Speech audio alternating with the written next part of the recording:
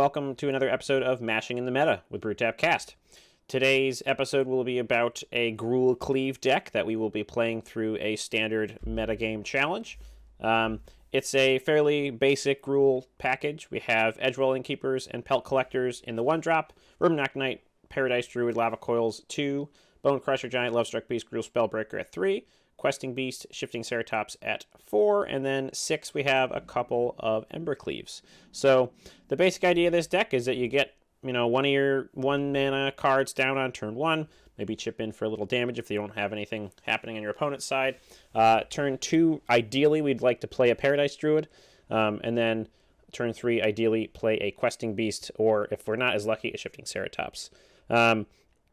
The numbers of these are not necessarily tweaked to perfection, but it is a pretty easy time to go from, say, a 1-drop Pelt Collector to a second turn Paradise Druid, smack in for 2 of the Pelt Collector, and then turn 3, smack in with a 3/3 Pelt Collector and a 4/4 Questing Beast. And then after that, it's just really waiting to draw an Embercleave and then slap that on one of the creatures, and then just basically win the game almost on the spot. It's a fairly powerful combination. If we don't hit our ramp on the second turn with Paradise Druid, we could be maybe playing an Edgewall and a Pelt Collector and then a Rimrock Knight on turn 2. We can always bring out the Lovestruck Beast or Bonecrusher Giant. We can get our cards drawn from Edgewall Innkeeper. And that's the thing, is I did find that when I first started playing this deck, I was not liking to cast Rimrock Knight as its own creature, and I always wanted a Boulder Rush. You don't really need to necessarily wait for that. Sometimes just casting this guy on turn 2 really helps, especially if you have an Edgewall Innkeeper and maybe you're low on lands and you have some bigger drops in your hand you really want to get down. You can pretty easily. The Spellbreaker is actually pretty nice. There is a fair amount of times where it's really nice to have hexproof on your turn. I wish it extended to other creatures. It doesn't, but that's a great target for Embercleave, specifically for that. So if you can get him down, riot him with a +1/+1 counter, and then next turn attack him with him, it's essentially a free time to jump in with Embercleave, providing they don't counter the Embercleave or destroy it. But for the most part, it's a pretty safe way to do that. Land package, we're evenly split with 9/9/4/2 on Mountain Forest, Stomping Ground, and Fabled Passage. Generally aren't really troubled on mana that much with the Paradise Druids in the deck.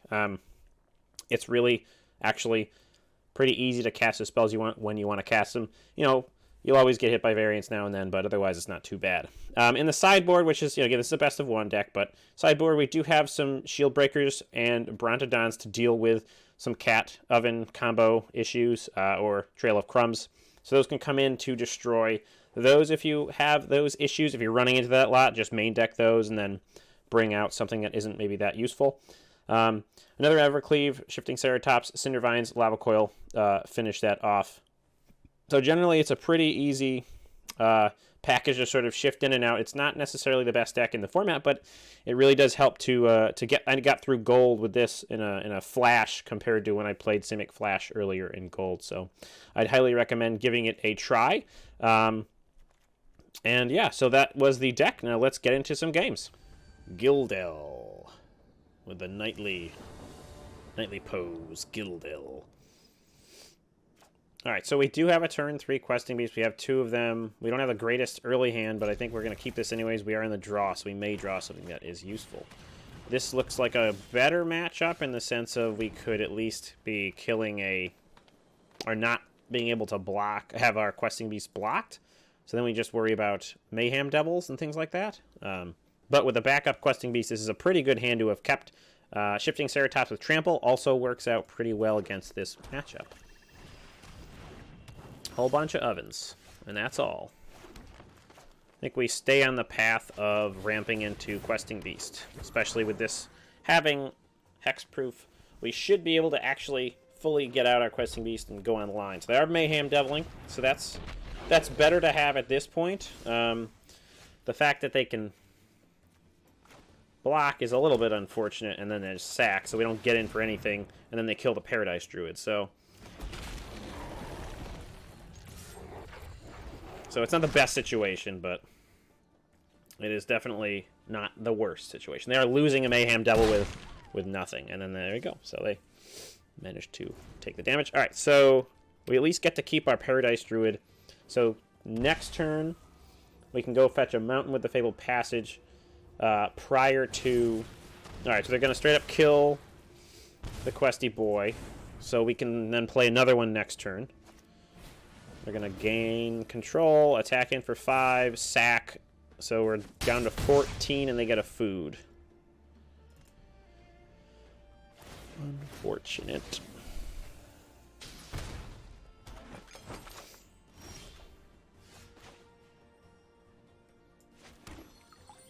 So we are going to take a ping, but we also need to go get a land.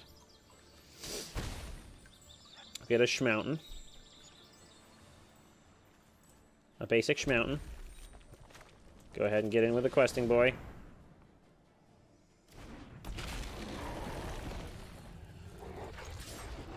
Bring him to 8. Their life total doesn't matter as much just because they do have massive food production. I do like that they're not drawing a lot of cats because that alone could kill our beasts. Or our beast, I should say. Alright, so if we draw a land, we can be getting in with a Ceratops next turn. If we draw a mountain, we could be getting in with an Embercleave on the questing beast next turn. Which is what I really want to see, is I want to see a mountain off the top. That's not a mountain.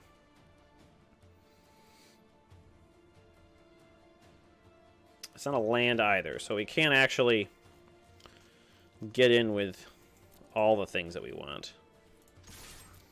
But we're going to get in with some damage. I mean, theoretically, if they don't block here, we just win. Oh, no, we can't win. Arg! Alright, well, we can Rimrock Knight into 1, but... Alright, so they're going to block sack, so we go down 1. And then they, if they do this, they ping us.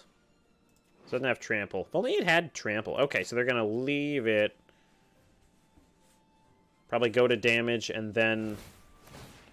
Yeah, then sack to ping it for 1, so it does trade, which is fine with me. Go to damage. Then we play... I mean, the Mayhem Devil's gone, so we could get this boy online, and then if we draw a land, we're again live for that. So it is risky putting out a 1/1, but they don't have any... They don't have a Mayhem Devil. We know what their card is in the hand right now. It's actually not even in the hand, so we don't know what the draw is. So if the draw is a Mayhem Devil, that's unfortunate. It is not, so we're in a pretty darn good position here. Still didn't draw the land we needed.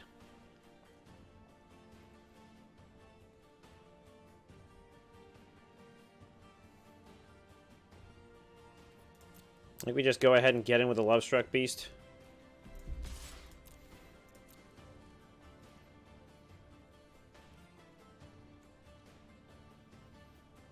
We can bring him to 1. But then we don't get our... Okay, yeah, I think that's what we'll do.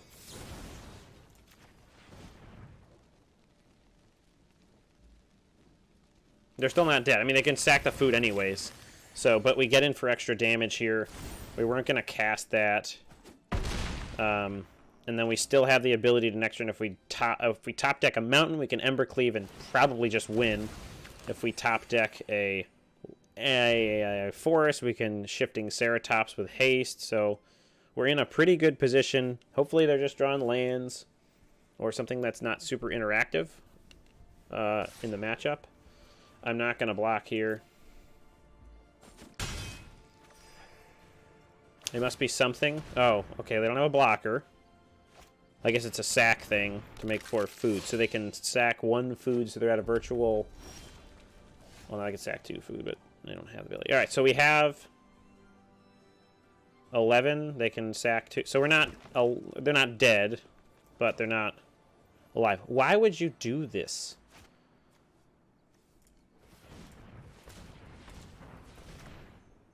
Why you do this? Shifty boy. I mean, we got him on the ropes here. So going in with a haste. I guess having those 2 questing beasts is really what's setting us up right now. Yep, so they'll be able to get 2 foods, but they lose both their creatures. If they chose to do that, and they don't. So, I mean, I guess that is better off, is that you can attack in, gain a life, and still sack and get the boy back on.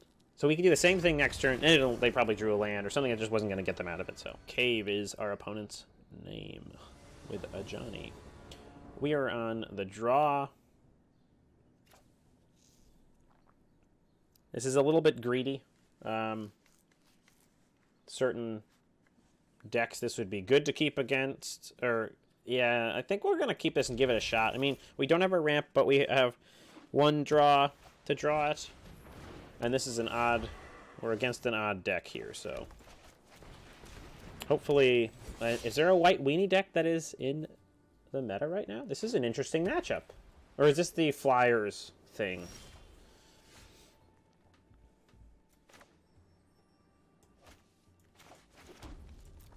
So they probably have that thing that flashes in creatures. Yep, that's fine. I have a Bonecrusher Giant, so hopefully they're just going to put one in front of it. They did. Then I have lifelink. So do we really want to spend that on... Well, it keeps our Pelt Collector alive, and next turn it'll go up to a 2-2. So yes, we do. We want to keep them on the back foot. So that was a very possibly wasteful sort of thing, but I guess if it is that Flyers deck, then we don't want to have it. Okay, so they're attacking in. Playing out the first strike Night Boy, which does actually matter for us. So next turn we'll have a big boy online. So we'll drop our Bonecrusher Giant, and then we will go ahead and pass. Next turn we can be getting in for 11. Nothing trample, but nothing can block the Questing Beast as it sits. And the Youthful Knight will be out of range of our Pelt Collector. Not anymore, so now things can do that. Alright, so they'll swing it just in the air, but you gotta attack with the Knight, which makes sense, so I'm not gonna block there. No blocks. We go to 11. We draw Ceratops. We'll go ahead and drop this. And then a Questing Beast and get in for a bunch. So that's 11.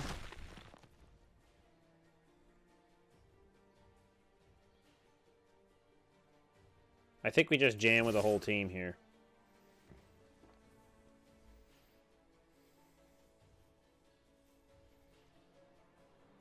And next turn we Embercleave for the win, I hope. So it looks like they may have a way to... Maybe they have that Unbreakable Formation or that Untap, give everything a bunch of positives. Or what does this do, actually? Just mana.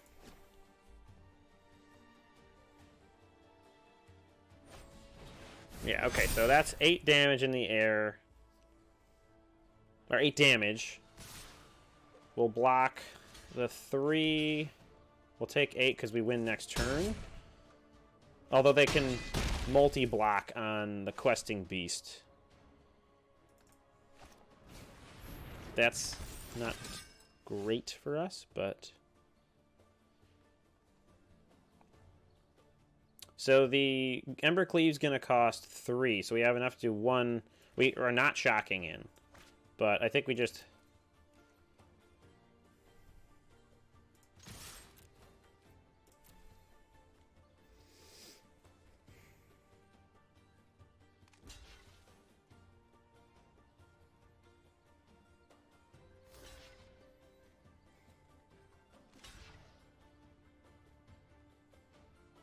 Alright, so we want to Embercleave, obviously, onto the Questing Beast.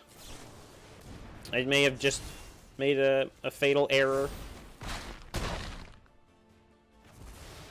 No, we got there. Oh, I was close. I forgot it even got trampled. Oh, it's perfect. Had it every time. Always had it, never didn't have it. Our opponent is Woolner. Woolner. They are on the play. We have a little bit of interaction. We can start with a Stomping Ground. I'd like to see something playable off the draw. That would be good, but I think we're going to keep this. The 2 Questing Beast is a little bit possibly bad, but I'm not hating this because we have some early action with Bonecrusher Giant.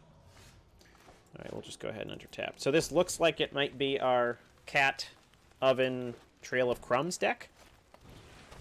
Well, that's an easy kill. So I think we'll probably just go, if they go in for the Adapt.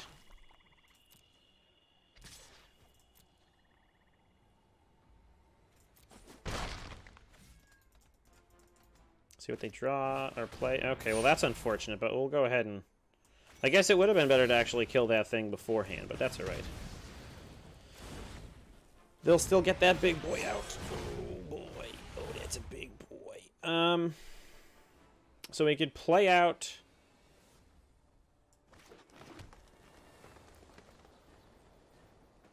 So we're not blocking, so we might as well get some other stuff on board. Although we aren't using up our mana completely efficiently, we're setting up for a better attack next turn. So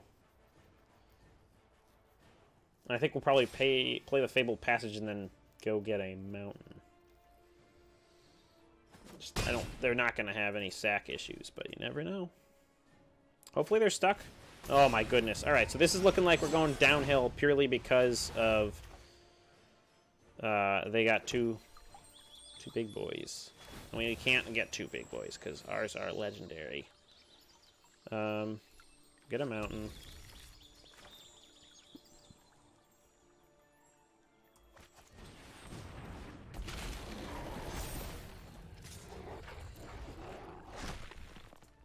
Attacking with a Questing Beast. I mean, they shouldn't block here. They shouldn't block. And we have two main deck Lava Coils that would definitely deal with the spawns, but we're going down to 11. They can deal us 8, so we are at 2. Theoretically, they attack in and then live to their next untap, and then we just lose. So it looks pretty good. So we need some removal, or a Reachy Boy would do it, but they have... Well, Trample wouldn't matter. Okay, that's not that bad, but that's game here, because we attack...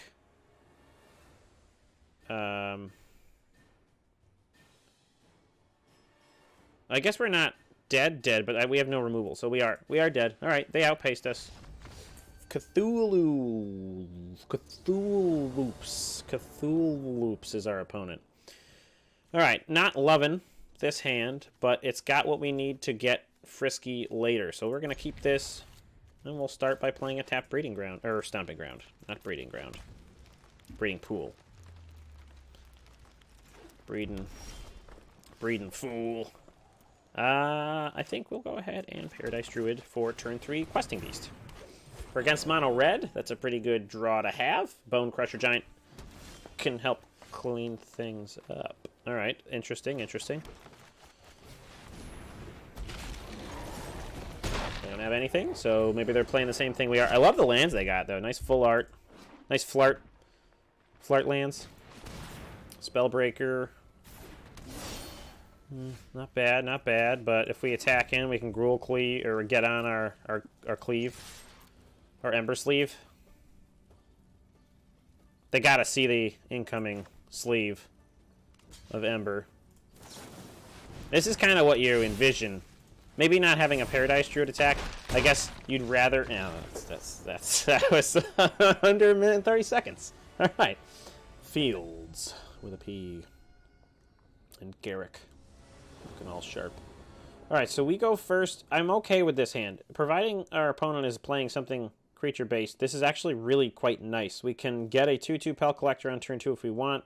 We have a turn 3 Spellbreaker with mana in hand, and we have some removal if they get a little bit crazy. I will shock and Pelt Collector. And we'll see what happens. So I guess, ideally, I mean, we could even get an Embercleave out soon. That would be nice. Or Embercleave drawn soon. We could be getting in with Rimrock and... Oh, goodness gracious.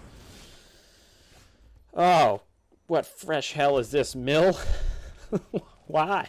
Alright, so maybe the Lava Coil isn't the greatest thing we could be having in our hand, but it does kill off the Secret Keepers. They're 4 toughness. So we have some good So we could theoretically be attacking in for 9 next turn. 3 of it trample. That can't block, right? Unless you have 4. Okay, so yeah. So I'm gonna just say we just try to push. And then next turn we can always Lava Coil the Gargoyle if we want to.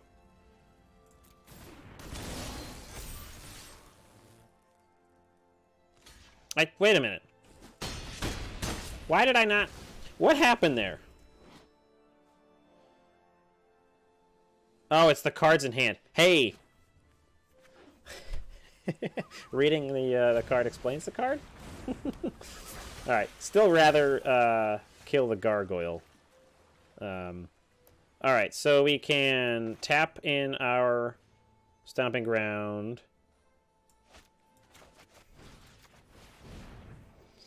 I don't love having to kill this one instead of the Merfolk, but I can't kill the Merfolk. Alright, so they're going to counter that, so that's unfortunate, but we will go ahead and get that guy down, get that guy down. Oop, and there goes the monitor. Alright, looking at this screen. No blocks. I mean, no attacks.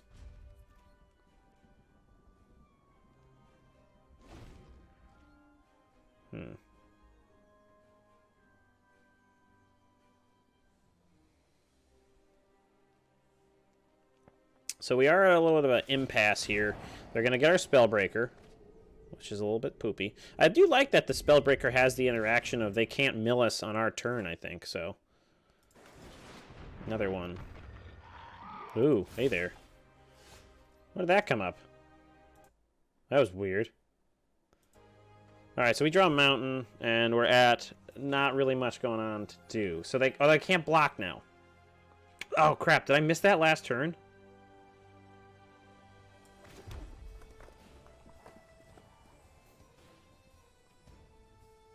I am reading that right? So they can't... Okay, so unless they're tapped out, so we're going to go in for everything. I'm so upset if I had accidentally not allowed myself to win the game from that. And then they can't attack unless I have 7 or more. I have 7. They got 3 cards.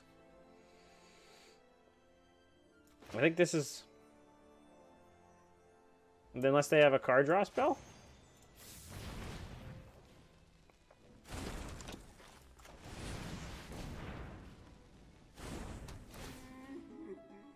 I think we just gotta try to push for it here. Okay, so they can block. So we're gonna get in for no damage, and they don't lose anything. So that is... It's kind of what we expected.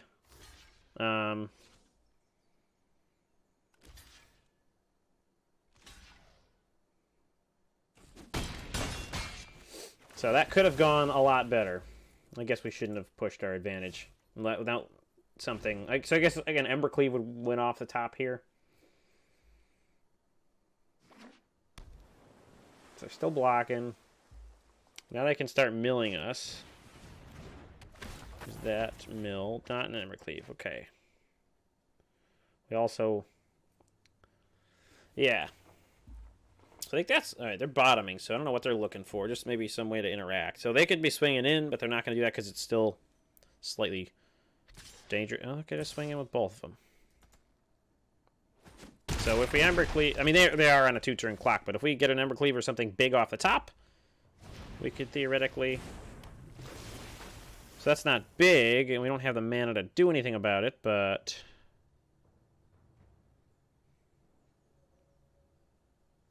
Alright, well that is game. Miswadi. We go first. We have a pretty good curve here. We have a turn for Ceratops. We got some creature interaction. I think we will take this and be happy with it. Fabled Passage. Going to fetch a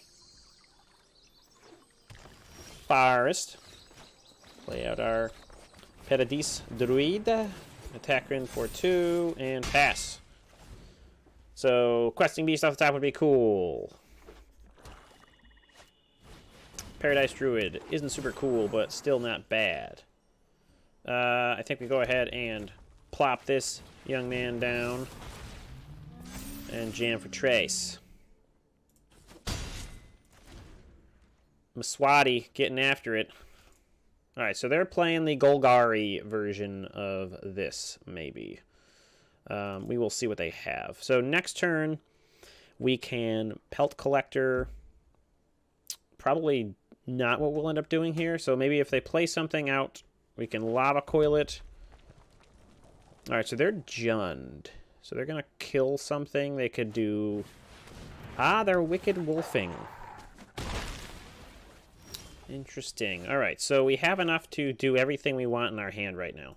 I think we will definitely Wicked kill that dude. And just push our advantage here.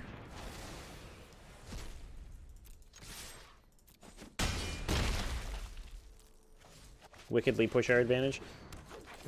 Alright, so we're setting up for some pretty good stuff. We have an Embercleave off the top. That would definitely be lethal. A Questing Beast, probably lethal. So we're pretty good on ripping off good stuff. They could have a Murderous Rider here to kill off our Ceratops. They do have a good amount of mana. So we'll see what they play. This is an interesting... I haven't seen Jund in a while. So they... What else would they be playing? They'd be playing Crovad, but that's not going to help them here. Especially with the sacking. Yeah, so I'm not sure what they could do here to really mess up our plans all that much. But we shall see. Mswati getting after it. Tanking. Tanking it up. Goose. Okay, so they go to 10. Got some blockers. Vraska. Kill a Pelt Collector. Because drawing a card here probably won't do it, so you... Yeah, okay. So we're still live for things. Yeah, they're going to kill the big boy. At least we get a Pelt Collector bonus. That's not going to help us.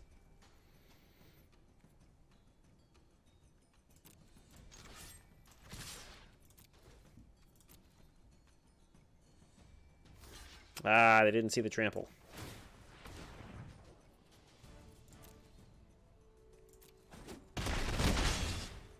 Go to 1. They play out a Paradise Druid, and we are still live for a lot of winnings next turn. So they can +1, they can draw a card. They don't want to sack the food for that. They'd probably rather sack it for the 3 life. So they can't kill much here. But they'll probably want to tap the man. Maybe they'll sack a food and then sack one of the lands that they tapped. Or just float it and sack it because they need some action. So they got Murderous Riders that possibly could get there. Mswati's got some outs, or at least some ways to slow. Oh, it is got Crovad. I don't think it's going to matter. It doesn't have lifelink. That's pretty cool, though. Alright, so now they can +1 and sack a land. It doesn't matter. Its pain is our gift.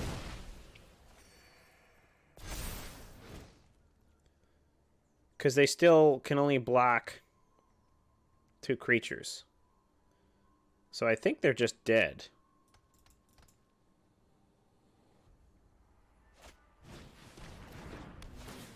Oh, okay. That does it, but it doesn't do it now.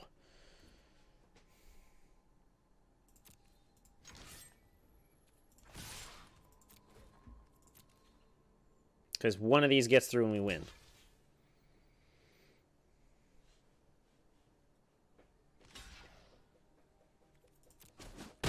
And that's a game. Cool. Mswati. Acrobatic cow, you're going down. We're in the play. We got 2 Spellbreakers and Edgewall Innkeeper. Okay, I think we're going to keep this. We have the better side of mana for Embercleave. We have the possibility of still getting something early in the draw here. Otherwise, we're just kind of... Hopefully, like, I guess I'd like to see a Paradise Druid is just fine.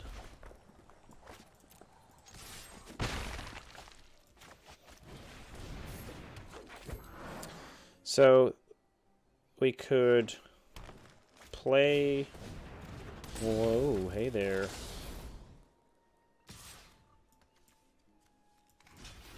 Well, happily, I have... If I had a questing beast in hand, I would have maybe regretted that, but I didn't, so...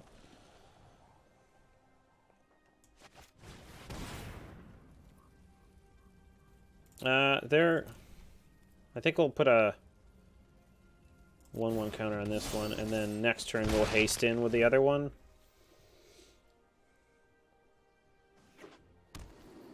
Just because I don't know what this rogue thing is. Oh, interesting. Makes sense they did that.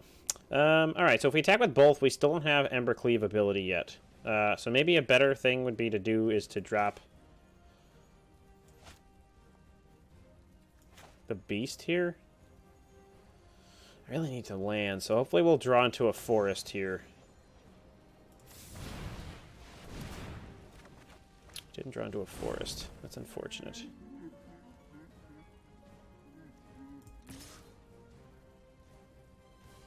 No, next we're making Embercleave, we don't attack, so I think we'll just keep it like that. So yeah, ideally we'd like to see a forest off the top or something like that. Domri stinks, because now they can punch. Is it a fight? Alright, so at least it's gonna kill the Lovestruck Beast. More likely they'll fight the Innkeeper. That will take us off of our attack plan. Yeah. And looks like what they're gonna probably do. Fighting the Innkeeper, because that way it still lives. Unless they have a Fervent Champion or something like that, or a thing that they can plus up here. Love to see a not fight on any of my creatures. Don't fight my creatures. Leave them. They're fine. Alright.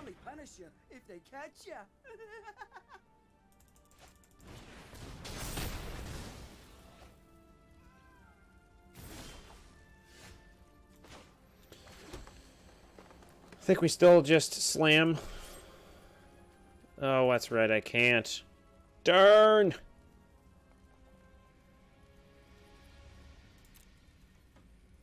Alright, I guess we could...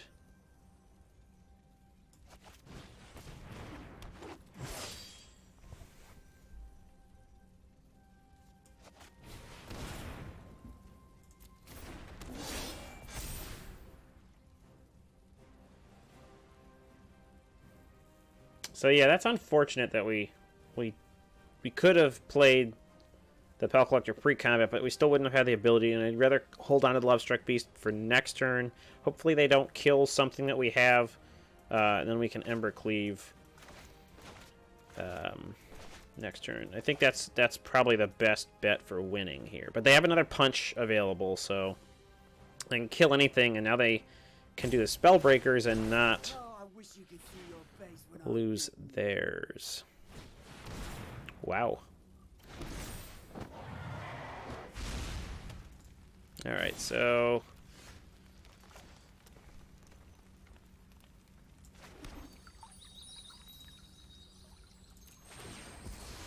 a mountain.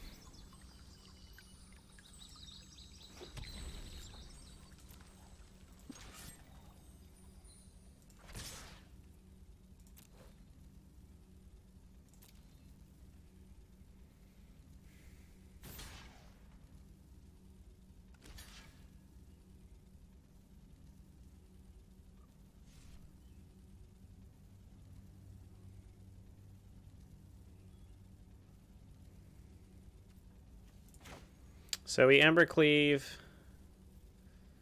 to keep the other Spellbreaker alive here.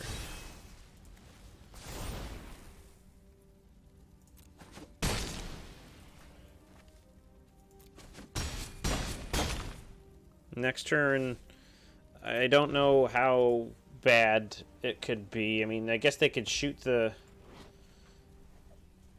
It doesn't have a one? It has a 1/1 counter. So they could pay 4 to kill... But they have to attack in?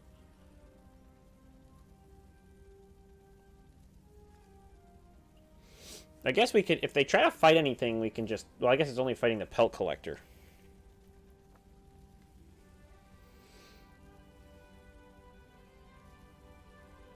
But if they trigger... Oh, okay. All right.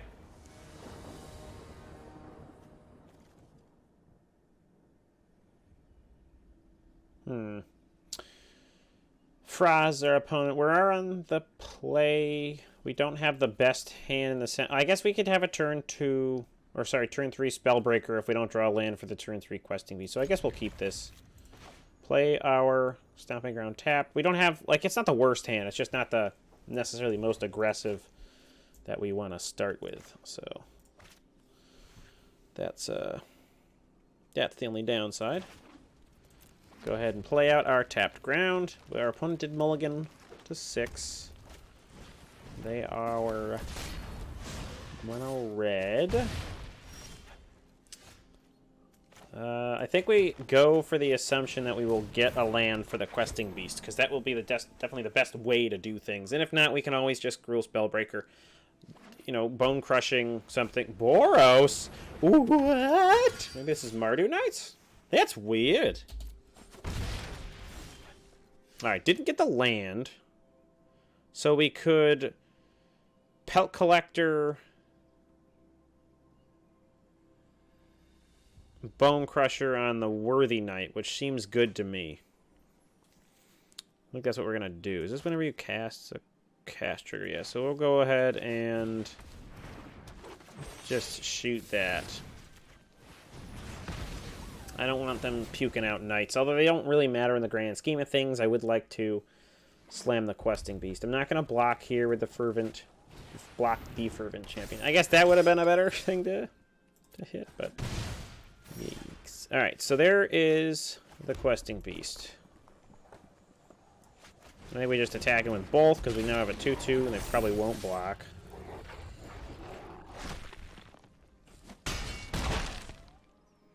And then next turn we can drop a Spellbreaker or the Bonecrusher. Okay. They could have Embercleave too. It's something we need to worry about. So if they attack with both, they don't have enough to Embercleave this turn. Okay, so they're just going to take away our Questing Beast, which is fine. We can still get in for 7 next turn if they tap out. So we'll do us 5. We get in for 7. That's a 2-turn clock. Maybe beef it up. Makes sense. It was maybe that or the Paradise Druid. I'm not sure what they were thinking about, but... Getting in for 5. We're still on a better clock than they are, it looks like. At least maybe. If they have an Embercleave next turn, we're just kind of toasted, but I think we're just going to go for it.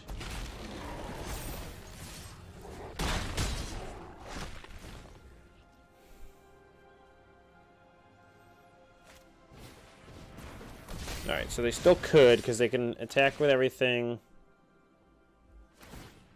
They still have an Embercleave ability because they have red, so it could be free.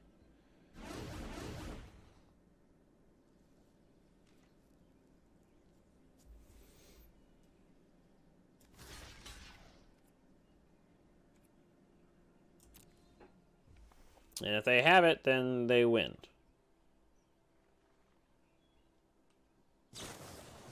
Alright.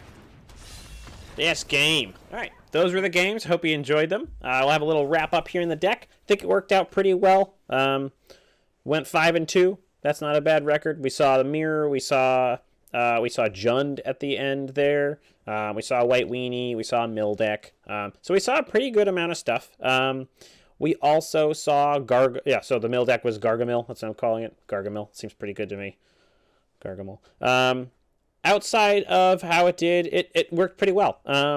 What would I tuned the deck for a little bit more? I mean, sometimes we were happier with drawing an Embercleave than we actually were getting, or we would have liked to draw it more. Same thing with Questing Beast, so maybe we bring in another copy of each of those. I'm hesitant to bring in another copy of Embercleave just because if you're behind or you don't have the necessary creature amounts, it's just a kind of a terrible draw here.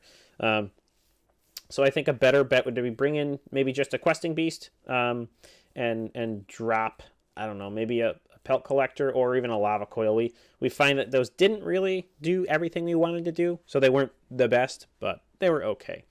But all in all, I think it's a pretty good deck. Give it a try. I definitely was able to get through a lot of gold up to platinum with this deck.